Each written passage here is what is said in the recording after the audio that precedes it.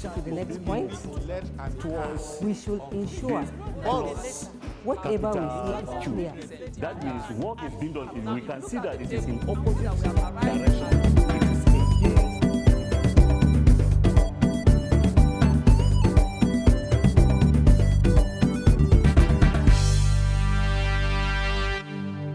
Hello, my learners and viewers out there.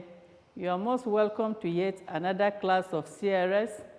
I am Asebe David Ndagjana, and today we are going to look at the topic covenant. Covenant is talking about promise, my students. In the course of our living, your parents must have promised you one thing or the other, and you must have promised your siblings one thing or the other. But the most important thing in all these promises is that we are supposed to fulfill whatever promise you must have made to one another. In fact, if you feel you will not be able to fulfill the promise, it's better you don't make it. So today we are going to look at this topic, the covenant. And what is it? What is a covenant, my students? A covenant is an agreement or promise between two equal or unequal parties. It is a bond binding two or more persons or parties. When the agreement is between two persons of equal parties, it is called parity. For example, if you happen to make a promise or promise your fellow student that you give him or her gari or biro, that kind of promise or covenant is known as parity. So when the agreement is between two parties of unequal ranks, it is called suzerainty. That means if the other party is more superior than the other, that one is called suzerainty covenant. For example, between God and man, you tend to see that God is a God of promises, and he fulfills his promises the moment he makes them. So God is the superior here, and we are under God. So this type of covenant that God makes with man is called suzerainty. And it can be between a king and a subject, and so on. So God's covenant with Abraham comes under suzerainty, of which God is the superior, dictated the terms of the covenant. Now, when God made this covenant with Abraham, he dictated the terms of the covenant, what he wanted Abraham to do. Then, on his own part, he will fulfill the promise he has made to Abraham. Now, let us go ahead to see, how did God make his promise with Abraham? Now, how he did it was that he called Abraham. Now, let us see the call of Abraham. Abraham, whose name was changed to Abraham. Initially, my students, you find out that the name Abraham was not that name he started bearing right from his lifetime. His initial name was Abram. And what is the meaning of this Abram? There's a reason. Now, Abram, whose name was changed to Abraham, was living in a place called Haran with his family. Abraham was not living in the bush, he was living in a place called Haran.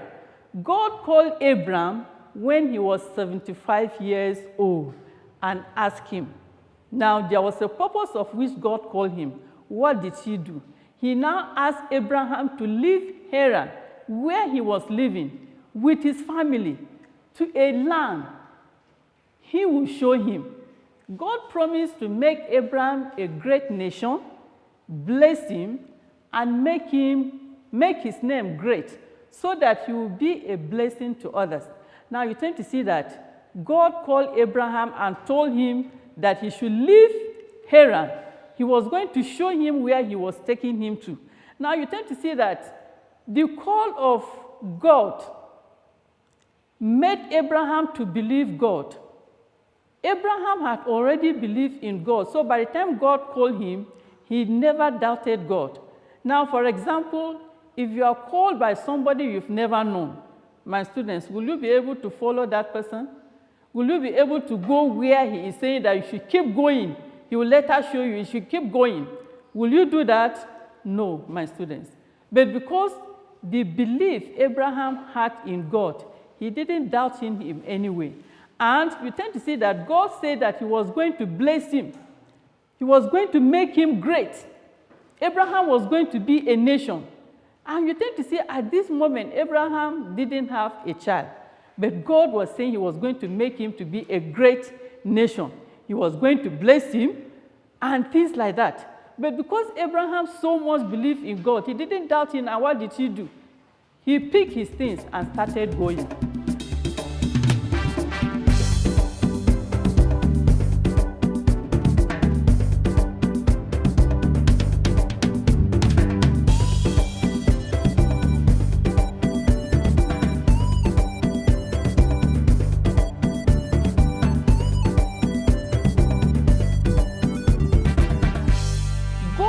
Ahead to promise that he will bless those who blessed Abraham and to curse those who cursed him. And by Abraham, all the families of the earth will be blessed. He, his family, and Lot, who was his brother's son, nephew, left with their possessions to the land of Canaan. And at this place, Abraham built an altar to the Lord. Now, the promises God made with Abraham, the covenant God made with Abraham, was that God said he was going to bless him. You see, my students, that's a very serious covenant. Somebody standing on your behalf, he will bless you. And anybody that curses you, God promised Abraham that he was going to curse that person. And that he was going to make Abraham a nation. He was going to make him great. And Abraham was not to live alone to that land that God said he was going to take him to. He was to live with his brother's son. And a brother's son, my students, who is a brother's son to you? A brother's son is known as a nephew. And so they packed their possessions to where God said he was going to show them. So they left. Now, what was the covenant? God's covenant with Abraham. What was it? When Abraham was 99 years old, God appeared to him and spelled out the terms of the covenant. Now, making a covenant, you tend to see that somebody that is making a covenant to you, for example, like your father, by the time you are leaving for school, he will say, if you happen to read very hard and take position 1, he will promise that he will buy a bicycle for you. Now, it is now left for you to go and do your best to get that first position, and it is now left for your father to try as much as possible to get that money that he will buy that basket for you. So, God made the terms of the covenant known to Abraham. Now, it was now left for him to do his best. Now, what were those terms? A, Abraham was to walk before God blameless, so that God would multiply him exceedingly. What do I mean by blameless, my students? It means Abraham was to walk before God without any guilt, without any fault, without doing something that will spoil the mind of God. So he was to remain righteous. So it was now left for Abraham to try as much as possible to remain blameless. Now, the B part of the terms of the covenant, Abraham's name was changed. I told you initially that his name was Abraham. But later on, because of the covenant God was making with Abraham, he changed his name. And the meaning of Abraham was exalted father. Father that is being honored. But his name was now changed to Abraham. And what does it mean? It means that Abraham was going to be the father of multitude of nations, or father of all nations. And you tend to see that Abraham was actually blessed. The C part of the terms was nations and kings were to come from Abraham. Nations and kings. And if you look at today, we have nations, we have kings. If you trace back the history, it started right from the time of Abraham, because God, who created him, who is the owner of everything, made that covenant to him, made that promise. It's not our promises or covenants today that we make to one another, and if care is not taken, we might not fulfill it, and when that person happens to us, it becomes something else. But it is not so with God. When he says A, it remains A. So let us see the D part. Every male was to be circumcised as a sign of the covenant. My students, you find out that in our various churches today, if marriages are being contracted, we find out that the couples will be asked to bring the sign of their love. And what used to happen is that they will bring 2 rings for the pastor to see and announce to the congregation. Or today, there are some of them that will present a Bible. That is to tell you that this is the sign of their love. So the sign of the covenant between Abraham and God was what, my students? Yes, was circumcision. And today, you tend to see that this issue is in practice in our generations today. No male child that is born that is not circumcised. All male children are being what? Are being circumcised today. The history is traced back to the time God made this covenant with Abraham. Now, Sarai, that is the wife of Abraham, Sarai's name was changed to Sarah, meaning mother of a multitude of nations. So in time to see, my students, God did not change the name of Abraham alone, but that of his wife, because the wife was part of Abraham. The wife was in the family of Abraham. So God did not just change the name of Abraham, but equally changed that of Sarah. The F part of the terms of the covenant is that God promised Abraham the birth of Isaac. Now, remember, my students, we discussed that Abraham was at 100 years while his wife was 90. And at that age, Abraham was promised a child by God. If you look at our society today, how can that happen? Even a woman at the age of 60, you tend to see that she might not give birth to a child. But for her to give birth to a child at that time is seriously under God's power and not man. Man cannot do it, but God. So, at the age of 190, Abraham being 100 and the wife being 90, God was promising them that they were going to give birth to a child. Now, when God makes such promises to Abraham, my students, how did he react? For example, if your father is saying he will give you something, and definitely you know that he will do it, how will you react? Will you say, can daddy do it? Or can he not do it?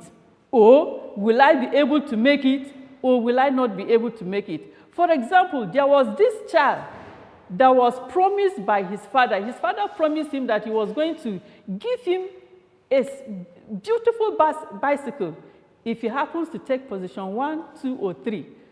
Now, the boy looking at himself, he felt, hey, daddy, how can I make it? He thought about it seriously. He kept quiet. The father said, I'm waiting for you. Tell me your mind. Then the boy said, daddy, if I take last, what will happen? The father said, if you take last, I will flog you. Now, you tend to see that this boy knew he was not going to be able to make it. But on the part of Abraham, he had a very serious faith. He believed so much on God. But on this promise that God said he was going to give birth to a child, looking at their ages, that is himself and the wife, how can they at this point, my students? Now, let us see. When God promised the birth of Isaac through Sarah, Abraham fell on his face and laughed and said to himself, and I quote, shall a child be born to a man who is 100 years old? Shall Sarah, who is 90 years old, bear a child? My students, look at their ages, 100 years and 90 years. How can they? But with God, my students, all things are possible. So Abraham wished that Ishmael, the son of Hagar, to be the promised child, but that was not God's plan. God pointed out that Sarah will actually give birth to Isaac. Who was Hagar, my students? Just like you are seeing, those of you watching the television, who was Hagar? Hagar was a slave to Sarah. Now, when Sarah found out that at her age she would not be able to give birth to a child, what did she do? She advised her husband to rather go into their slave girl so that at least her husband will be able to get a child at the end of their lives, so that they will have somebody that will inherit them. So Abraham, having heard that from his wife, decided to go into Hagar, and Hagar became pregnant, and she gave birth to a child known as Ishmael. But for the sake of our studies, we will not go into details about the issue of Hagar and Ishmael. But what I want us to know is that the promised child of Abraham was Isaac. And here was God telling Abraham that he was going to give birth to a child through Sarah. Now, let us go ahead, my students, and see. Now, the beginning of the fulfillment of God's covenant to Abraham. You know, everything on earth has a beginning. Isaac was born by Sarah after 1 year of God's promise to Abraham. Sarah expressed her gratitude to God, and she said, "Oh, God has made laughter for me. Everyone who hears will laugh with me." My students, God actually fulfilled his promise by making Sarah. You see, by the time God was making this promise to Abraham, he told them that as from today, by this time next year, your wife was going to give birth to a child. And after 1 year, Sarah became pregnant and she gave birth to that child. Now, you tend to see that Sarah, on her own part, was so excited. Now, my students, you tend to see that any woman that has not given birth to a child for some years, when God happens to bless that family, a lot of women, a lot of people will want to go and see with their eyes. And they will not go and see this child and start crying, but that they will be so excited. In fact, some of them will try to even suggest names for this child. So Sarah, on her own part, said God has actually made her to what? To laugh. So let us go ahead. So Isaac grew up, and at the age of 40 years, he married a wife. So Isaac, that was born by Abraham through Sarah, happened to reach a marital age. And at the age of 40, he got married to a lady known as Rebekah. And who was Rebekah? Rebekah was the daughter of Bethuel, the sister of Laban, the Aramean. Their tribe was Aramean. So, my students, that was what happened. God promised, and he fulfilled his promise through Sarah, the wife of Abraham.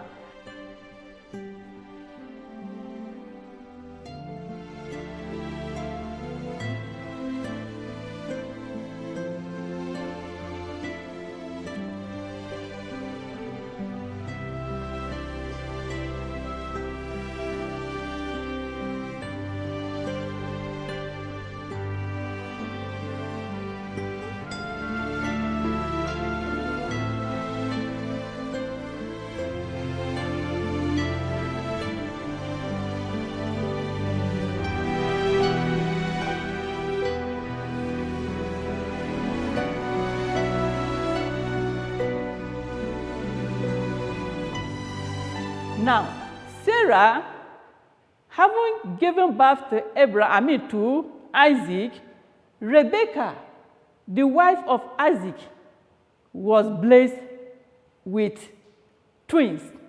So Rebekah conceived, and the children, twins, struggled in her womb but on consulting a seer. Now, my students, don't look at it that they were struggling, they were fighting in the womb. No. As a married woman who happens to become pregnant, when the children reach a certain age, what happens is that they will be kicking in the womb. So while these children were kicking in the womb, Rebecca could not understand. So they consulted a what? A seer. And who is a seer, my student? A seer is somebody that tells you what will happen in the future. So she was told that 2 nations were in her womb. So Rebecca later gave birth to Jacob and who, my students? And Esau. Now, these were the children that were given birth by the wife of Isaac. And Isaac, don't forget, was the son of Abraham. So they gave birth to these twins. Now let us see what happened. Next thing was that, what really happened? The next thing was that these boys grew up and became very useful in the society.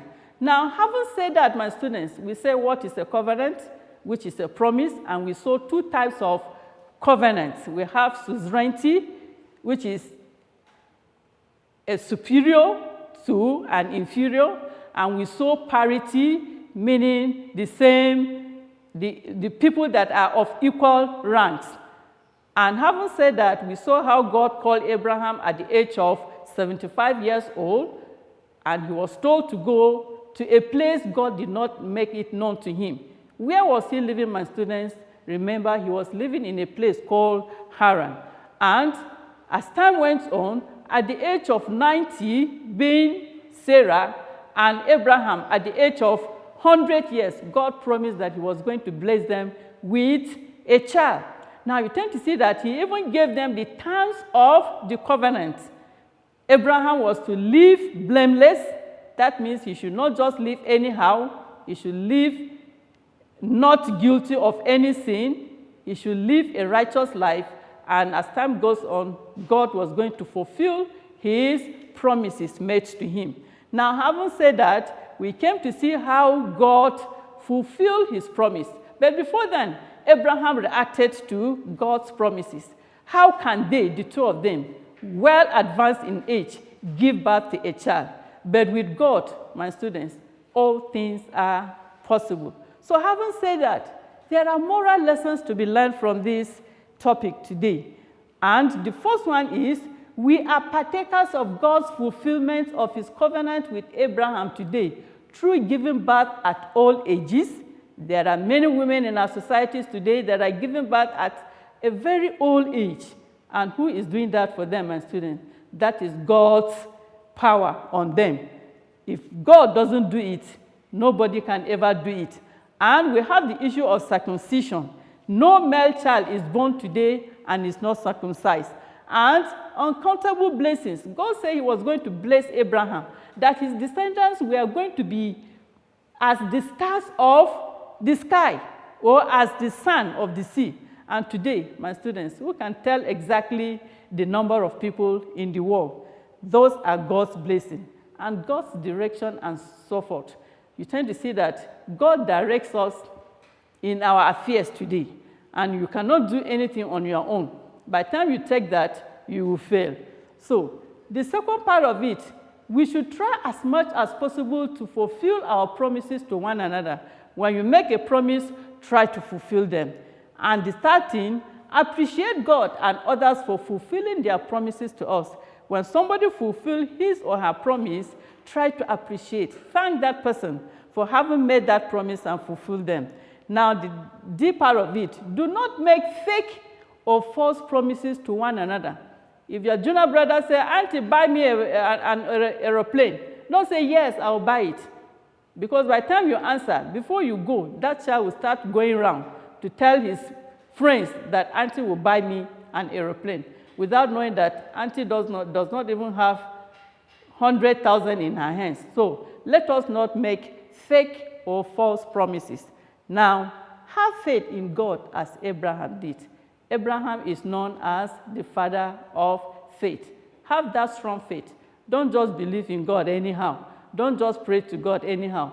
But have the faith that God is actually going to stand by you and grant your request. So, before I leave my students, I have an assignment for you. And the first question is, what is a covenant? What is a covenant? The B part of the question says, where did God call Abraham to? And what was Abraham's reaction to the call? How did he react when God called him? 2A, write any 4 terms of God's covenant to Abraham. God spelled out the terms of the covenant. So I want you to write just 4 of the terms of God's covenant to Abraham. Now, the number 2B, give 2 moral lessons from God's covenant with Abraham. 2 moral lessons. 3A, how old was Abraham when God called him to leave Haran? And who was Abraham's nephew? 3B, at what age did God spell out the terms of the covenant he made with Abraham? When God made those terms known to him, he spelled them out. How old was Abraham when God spelled out the terms of the covenant? And my students, if you can remember where you can get this story, there is the references are there. That is the Bible, and the chapter, Genesis chapter 12 from verse 1 to 9, and the rest of them. So the first reference is the Bible. I remain your CRS teacher, Asebe David Ndagjana, and please, my students, wherever you are going to call, please try to introduce yourself, where you are calling from, and my number is 080-7725-1542. Stay safe, keep learning till we meet in our next lesson. God bless.